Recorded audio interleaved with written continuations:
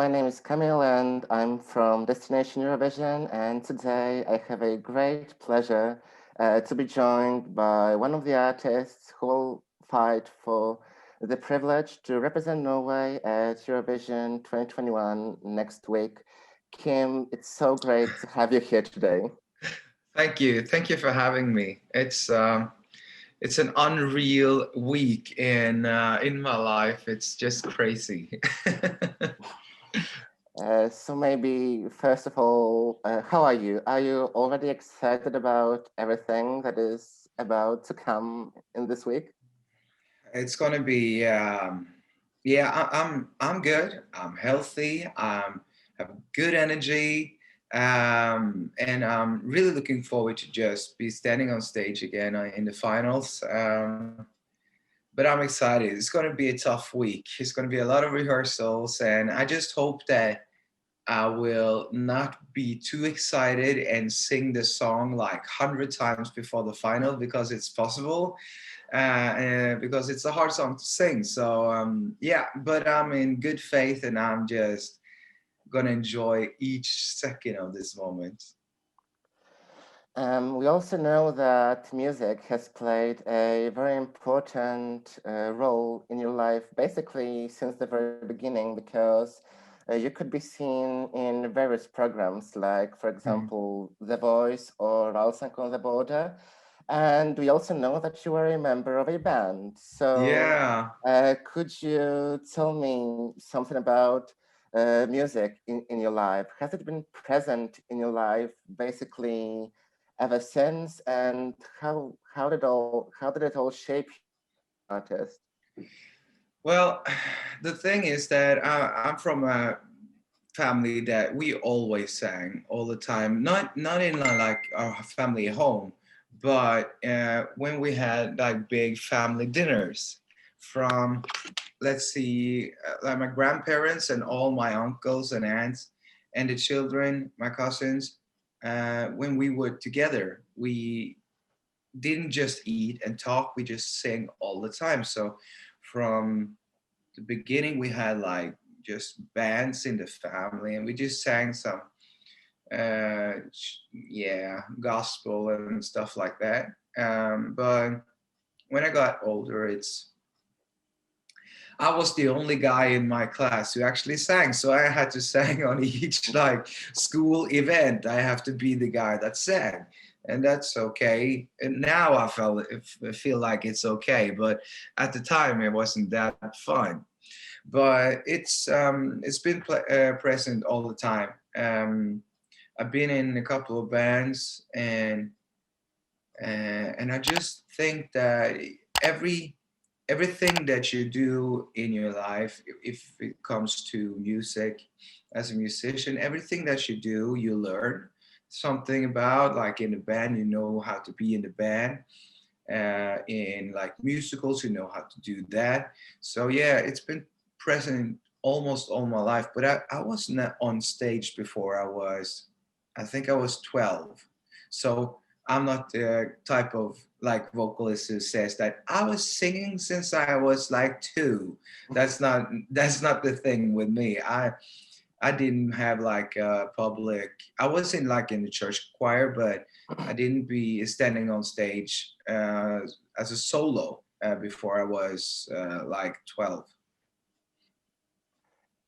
So, as we already know, you're already in the final of Mhm. Melodi Grand Prix, so it's just one step away from Eurovision. Yeah. How does it all feel? Like, would winning Melodi Grand Prix would be like a dream come true for you? Yeah, I think everyone in Europe have a strong connection to Eurovision and their own national Eurovision selection. Um, and it's a dream, yeah, it is, because all the artists that we all know have stand on the stage, the Eurovision stage, and it's a opportunity to show yourself for all of Europe. I've been telling in previous interviews that, Eurovision is the thing that unites Europe, and it's kind of the music Olympics. And all we talk about is music, and that's what unites us. Um, And to be like winning MGP and be able to represent Norway would be an honor. It would be amazing, and especially with the ballad that means a lot to me. So maybe let's focus a little bit more on Melodi Grand Prix. How was this decision to take part in it made? It was a spontaneous decision that you decided, okay, I have a great song, so let's give it a try. Or maybe you have planned to enter Melodi Grand Prix a bit earlier. Well, I think I've been thinking about Melodi Grand Prix for like 10 years, but I never had the right song. And because everybody wants to be a part of the big show. I think deep inside, I don't think that people would say like, "Oh, Melodi Grand Prix or Eurovision, boring." It's not boring. It's a big thing. But I just need to feel that I was ready, and I did have the song that I think, or I had the feeling that would be like high up. Because in my opinion, if you want to be a part of the MGP or Eurovision, you have to believe deep inside that this is a song that means a lot to you, and you think that it's a top five song or top four. And that's what I had that feeling with this song. The thing is that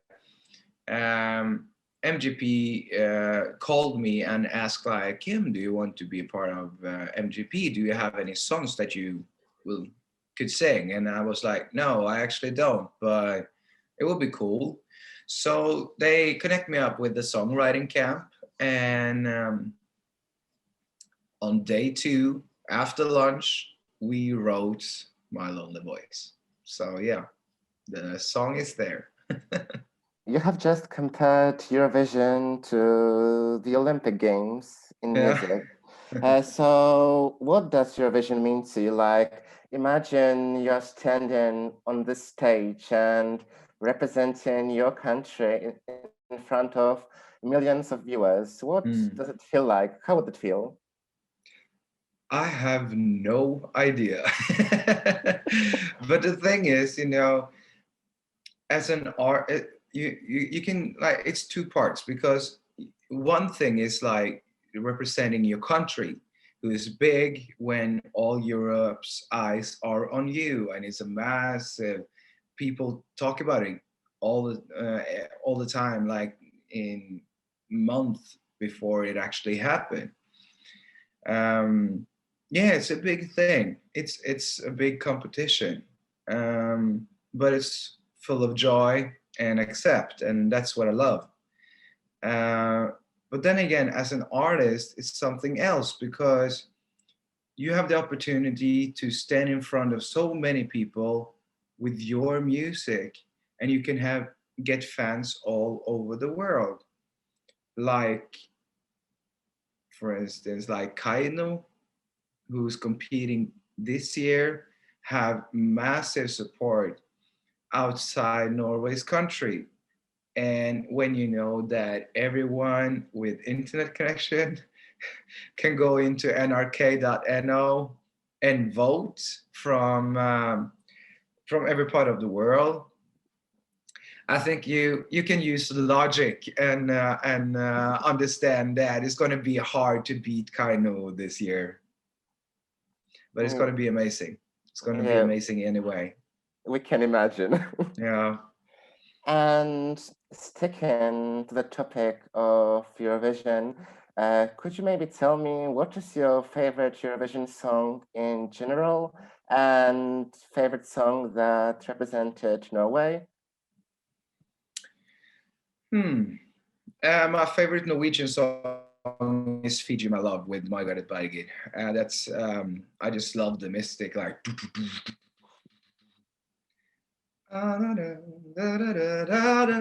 I just love the music, and her dress was uh, well, it was 1,000 out of 1,000 that dress she wore. It was amazing. Um, I think that, well, I'm gonna tell you a secret because on my Instagram and Facebook, there are gonna be a couple of Eurovision covers the upcoming week or the final week. And one of my favorites is on going to be released because I've recorded it. So Euphoria is coming up. Uh, that's iconic. Everything about it is iconic because she made that performance herself, and yeah, that's one of the songs. And I think it's a kind of a guilty pleasure because it's a song that often just come to mind. And as she it's a song that starts like, "You're my lover, undercover, you are the one, you're my number one." That's the song that I often like just start singing, and I have no idea why. But that's probably one of my favorite because it just pops into my head. But yeah. And now, could you maybe tell me something more about your Melodi Grand Prix song, My Lonely Voice? Like, what is the story behind the song, and what kind of message would you like to spread by the song? Well, the story behind the song is that I met a guy in July in 2019 in London. Was there on the weekend, and we just had the best time ever. And we both thought that we found our prince, our soulmate, and because everything was so right. And we kept in touch, and I came back a couple of months later, and we like gonna figure out when he's going to Norway, and just everything was just going to be planned out. But when we met again, it was something that was off. It was something, yeah, we don't know what, but it just wasn't the same feeling. And so uh, I thought, or we both thought, that we found our prince, but it was just something was wrong. And I think that that's something that a lot of people can relate to when you meet someone and you think he or she is the one, and then you just realize after a while that it wasn't. So you need to start searching again. So the song replicates the feeling that I had when I was on the airport express train back to Heathrow, and I was crying, felt bad and angry, and yeah, sobbing. And well, the message is more like it's okay to be sad, but you will find him or her one day. Uh, Most likely you will, but it's going to take time. I'm 30, still single, so I'm not going to stop looking. But it's going to, for me, I just think that even though you're past 30, yeah, it will happen. I hope. And now we know all the songs from this year's Melody Grand Prix. We also know 11 out of 12 songs that Mhm. will be in the grand final of Melody Grand Prix. And out of all these songs, which one you think will be the most serious contender for you to defeat on this fight for the ticket to Rotterdam? That's a tough one, but I think Kaino, Rayleigh, Brosemafian, And yeah, I think that, yeah, I hope that I'm going to be at top four. So I'm the fourth one. And we also know that you had some time in your life when you were planning on giving up on music, but Mm. luckily you didn't, and now you're there where you are. So, could you maybe tell me something more about these plans, like uh, about this journey from planning to give up on music to the final of Melodi Grand Prix? I think that every artist out there have doubts about their own, what they're capable of, and when you feel like things are really going backwards, then it's time to either think that, okay, I fold, or I go all in. And that's kind of what I was I've been going through that kind of thoughts a couple of times. And now I'm really where I'm just, okay, I'm going to go all in. I'm 30 and it's a pandemic. Music makes me happy. I'm going to do music. So I just signed with MTG Music in Norway. And the plan is to release two or three more singles this year. Um, I have the upcoming single after MGP or Eurovision, you never know. Going to be released in April or May, and that's also a song that I wrote a couple of years ago, and we'll just see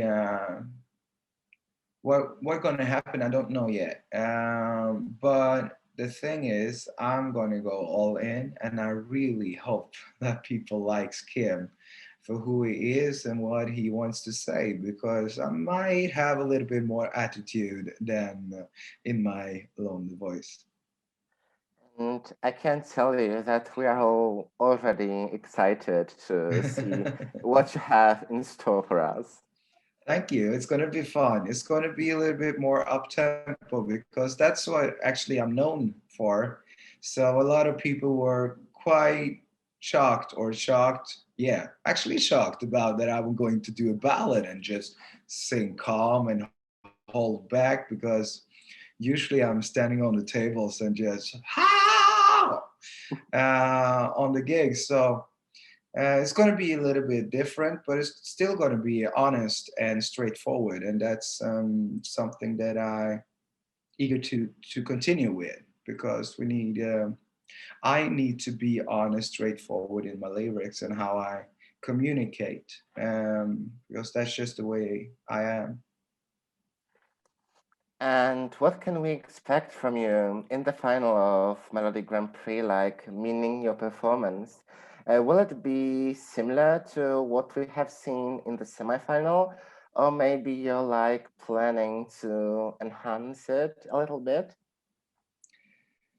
Well, the thing is that this song is all about reaching out to the audience on the other side of the screen.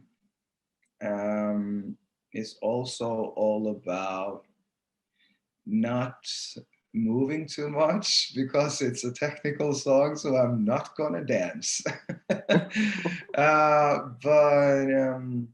we're gonna do small changes, but I think we're gonna do just like look at how everything is, camera angles, and because it's all about like communication with the other with the people on the other side of the screen, because it's you need to feel the song. If you don't feel the song in my performance, then the high notes are just for nothing, because they don't mean shit. So um, we're not gonna do a lot of changes, but it might be a little bit bigger at the end because I I had a couple of thoughts about the ending and how the dancer should be presented.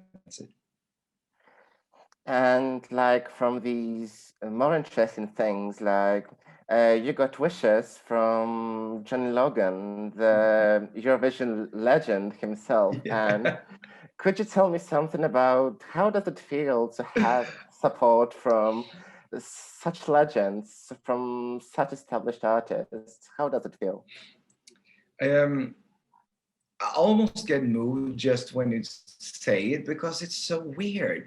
Johnny Logan has listened to my voice and thought that, let's send a little hi and hello and good luck to you, Kim.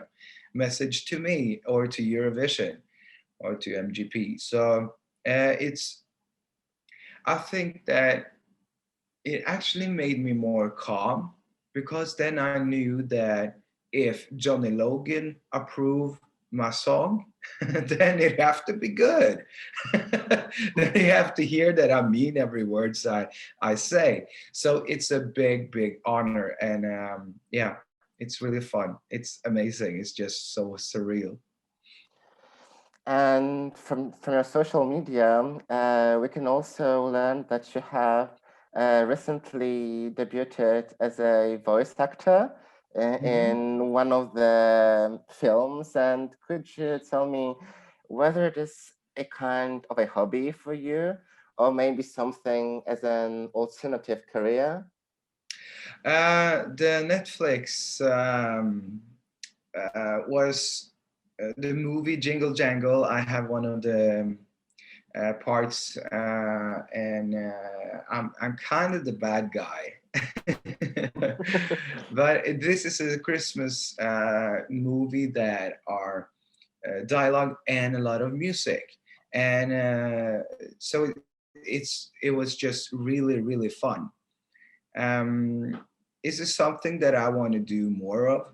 Oh yeah, because it's fun to play with your own voice. Try to make it not as recognizable. So a couple of my friends actually sent me a message. Which one is you? I can't hear it's you. And then the singing part starts, and they're like, okay, that high note, I know it's Kim. So it's really fun to stand in the studio, just look at the screen, and okay, look at the mouth and try to just, yeah, it's so fun. And I really hope that Netflix calls again. I can definitely say that we are excited to see you in further productions. And yeah, we also hope that Netflix will contact you again. Yeah, I really hope so. It was a fun experience, and yeah, as I say, it's fun to play with the voice and sing and talk like weird guys. It's fun. Okay, so in this way, we've come to the end. So, Kim, thank you very much for being with me today. Thank you very much for agreeing to talk to me. And I wish you the best of luck, not only for the Saturday and the final, but also for all your future plans. And I hope you will succeed in whatever plans you have for the future.